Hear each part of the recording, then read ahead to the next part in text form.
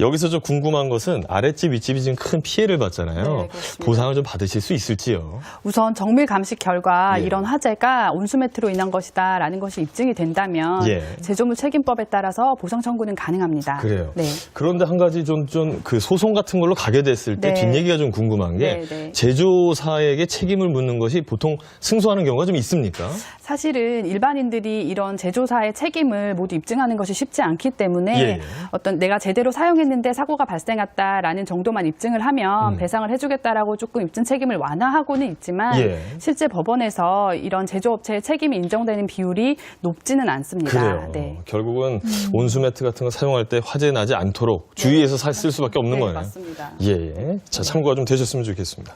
이거 혼자 돌게 됐을 때, 그리고 나서 혹시라도 차량에 피해가 나면 네. 이 보험 처리하면 다 되는 거죠? 예, 사실은 보험이 가입되어 있으면 예. 보험 처리는 가능합니다. 아이고, 예. 다행이네요. 예.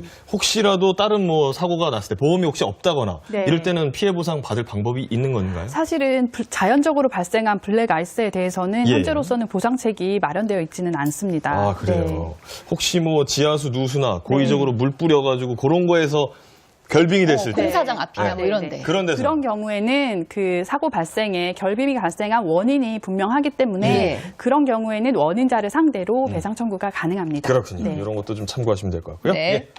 보증금 예치금을 유용했다면 이건 엄연히 배임, 횡령 뭐 이런 쪽으로 가야 되는 거 아닌가요? 네, 맞습니다. 예. 당연히 형사적으로도 문제가 될 수 있어서 횡령, 배임이나 또 심하면 이게 처음부터 이런 식으로 유용할 목적으로 유치했다면 예. 사기죄로까지 고소가 가능합니다. 그래요. 네. 요양시설 설치를 하기 위해서는 제가 알기로는 기본적으로 보증보험에 가입을 해야 한다고 알고 있는데 네, 맞습니다. 이 요양원은 지금 그게 안 돼 있었잖아요. 사실 이 노인복지법에 따르면 예. 설립을 할 땐 당연히 보증보험을 발행해야 돼 이게 허가가 나오는 게 맞는데 예. 지금 이 사건의 경우에는 보증보험을 계속해서 갱신을 해서 보증금을 보호하는 수단을 마련해 놨어야 되는데 예. 갱신을 하지 않은 겁니다. 그렇군요. 네.